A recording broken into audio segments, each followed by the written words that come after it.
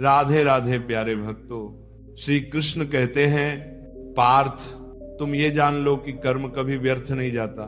जैसे बीज बोया जाता है तो फल पाने में समय लगता है, वैसे ही कर्मों के परिणाम भी समय के साथ प्रकट होते हैं। कोई भी कर्म तुरंत अपना फल नहीं देता, क्योंकि ब्रह्मांड का तंत्र धैर्य, न्याय और संतुलन के सिद्धांत पर चलता है।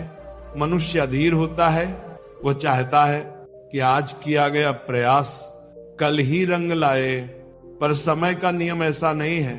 श्री कृष्ण कहते हैं, जो कर्म करता है उसे अपने हृदय में यह निश्चय कर लेना चाहिए कि उसका फल उसे मिलेगा ही, चाहे देरी हो जाए, लेकिन अन्याय कभी नहीं होगा। ध्यान दो अर्जुन, जब कोई कर्म किया जाता है तो वह ब्रह्मांड में एक ऊर्जा की तरह प्रवाहित हो जाता है। यह ऊर्जा कारण और परिणाम के जाल में प्रवेश करती है और फिर जब समय उपयुक्त होता है वह लौटकर उसी के जीवन में अपना असर दिखाती है। अच्छे कर्मों के फल भी आते हैं, बुरे कर्मों की सजा भी सुनिश्चित होती है, लेकिन दोनों के आने का मार्ग और समय अलग होता है।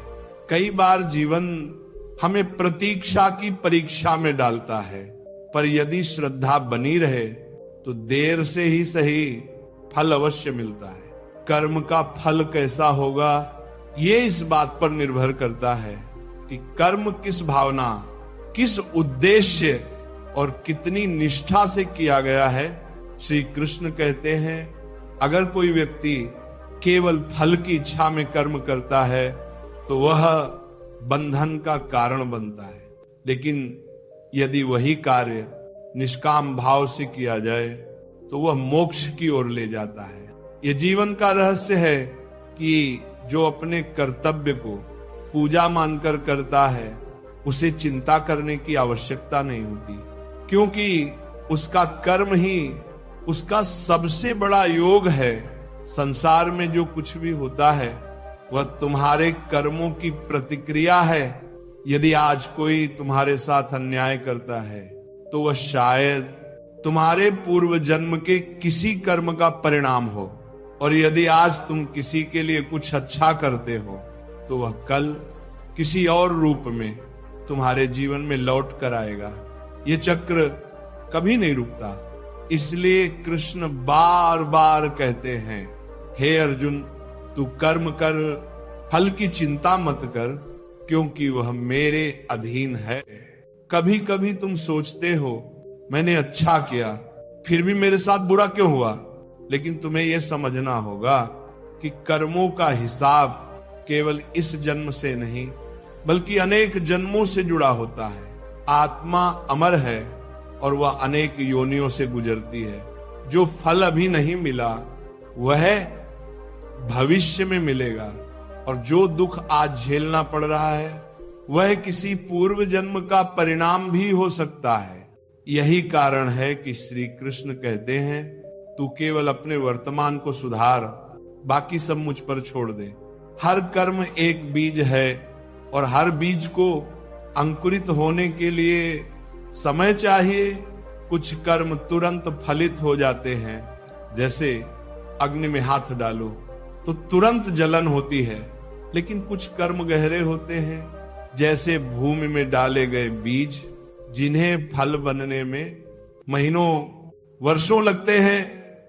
नहीं, तुम सोचते हो कि ईश्वर चुप है, लेकिन वास्तव में वो हर कर्म का लेखा जोखा रखता है। जब समय आता है तब वह उस कर्म के अनुसार न्याय करता है, और उस न्याय में कभी चूक नहीं होती।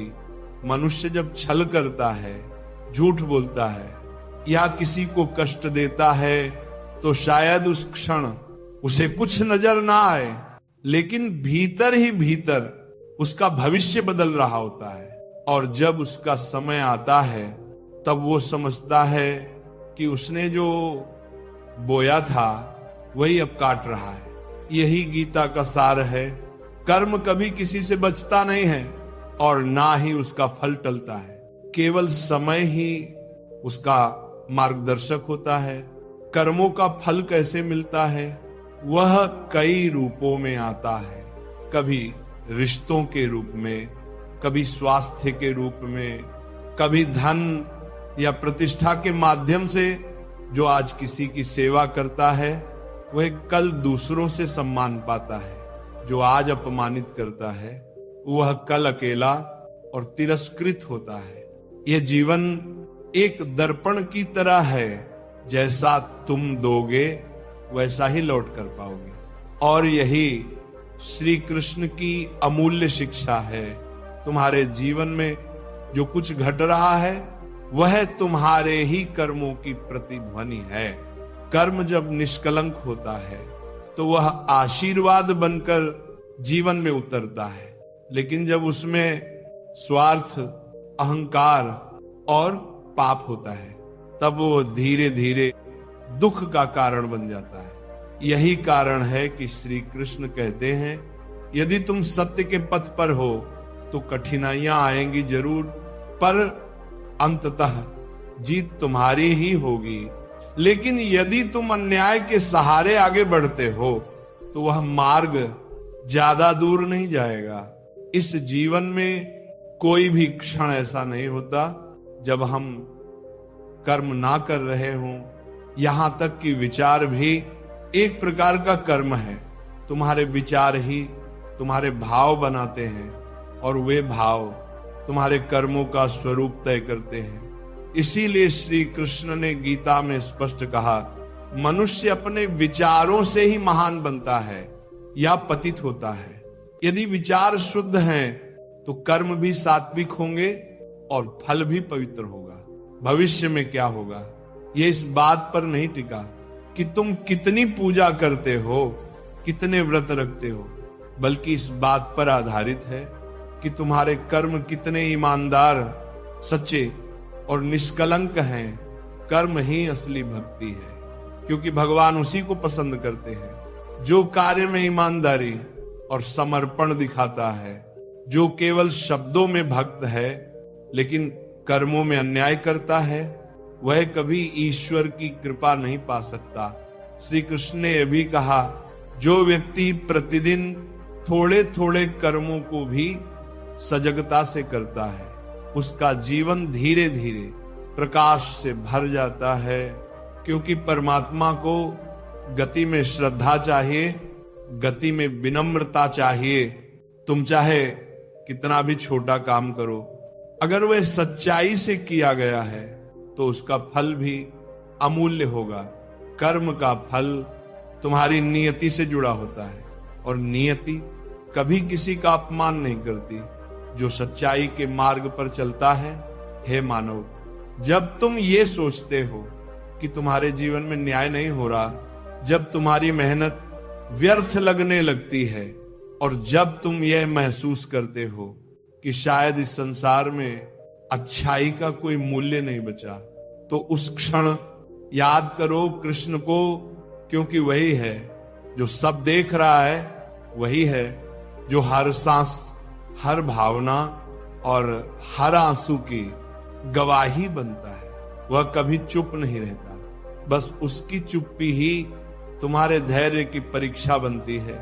कई बार जीवन तुम्हें ऐसे मोड़ पर ले आता है जहां हर रास्ता बंद लगता है, जहां कोई सहारा नहीं दिखाई देता और तुम थक जाते हो। अपने अच्छे कर्मों का बोझ उठाते उठाते तुम रोते हो, गिड़गिड़ाते हो, हे भगवान, मैं तो सच्चा रहा, फिर भी मुझे दुख क्यों मिला? तब श्री कृष्ण भीतर से उत्तर देते हैं, हे प्रिय, तुम्हारा हर आंसू मेरे पास सुरक्षित है। तुम्हारे हर अच्छे कर्म का फल संचित हो रहा है।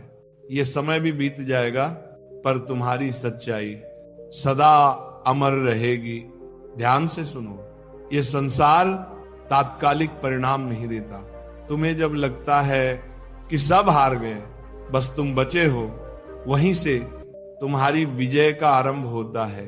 जो व्यक्ति कर्म करते समय केवल फल के पीछे नहीं भागता, वह धीरे धीरे परमात्मा की कृपा के निकट पहुंचता है। श्री कृष्ण कहते हैं जो मुझ में श्रद्धा रखता है और निडर होकर अपने धर्म का पालन करता है, उसके लिए मैं स्वयं मार्ग बन जाता हूं।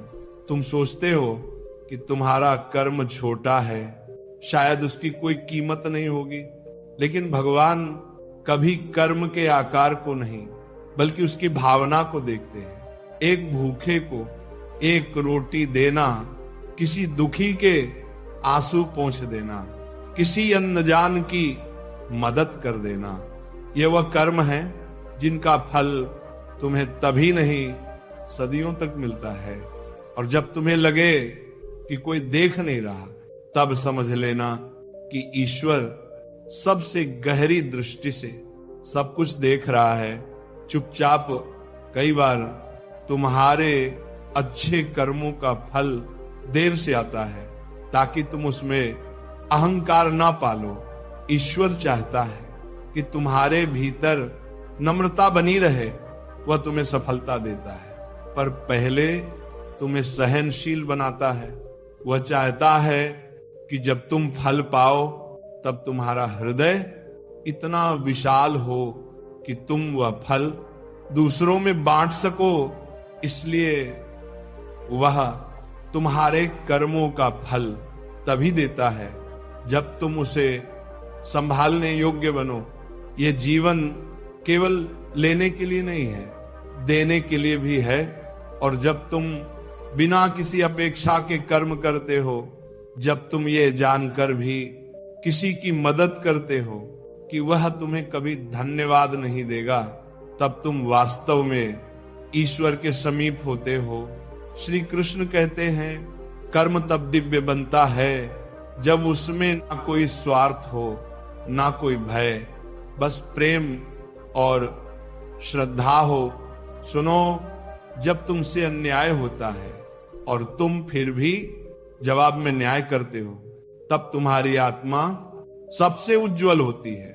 तुम्हारे उस क्षण को ब्रह्मांड दर्ज करता है और वह पल तुम्हारे लिए उस फल की शुरुआत बनता है जिसे कोई छीन नहीं सकता।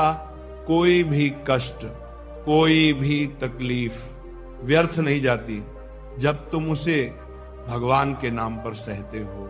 श्री कृष्ण हर उस क्षण में तुम्हारे साथ होते हैं जब तुम सच्चाई के लिए अकेले खड़े होते हो। यही कारण है कि जब अर्जुन रणभूमि में हिम्मत हार गया, तब कृष्ण ने उसे कर्म का रहस्य बताया कि यदि तू अपने कर्तव्य से पीछे हटेगा तो भविष्य तुझे कभी क्षमा नहीं करेगा, और यदि तू सच्चे भाव से लड़ेगा तब यह युद्ध केवल विजय नहीं, तेरा आत्मिक उत्थान बन जाएगा। जीवन भी एक रणभूमि है और यहाँ हर कर्म एक तीर है जिसे या तो प्रेम से चलाओ या अधर्म से, लेकिन याद रखो हर तीर वापस लौट कर आता है। कभी ये मत समझो कि दुनिया नहीं देख रही, इसलिए जो चाहो कर लो। तो आपको ये जानकारी कैसी लगी? अगर यह जानकारी आपको अच्छी लगी हो तो वीडियो को लाइक करें, चैनल को सब्सक्राइब करें। मिलते हैं नेक्स्ट वीडियो में, तब तक के लिए जय श्री कृष्णा, राधे राधे।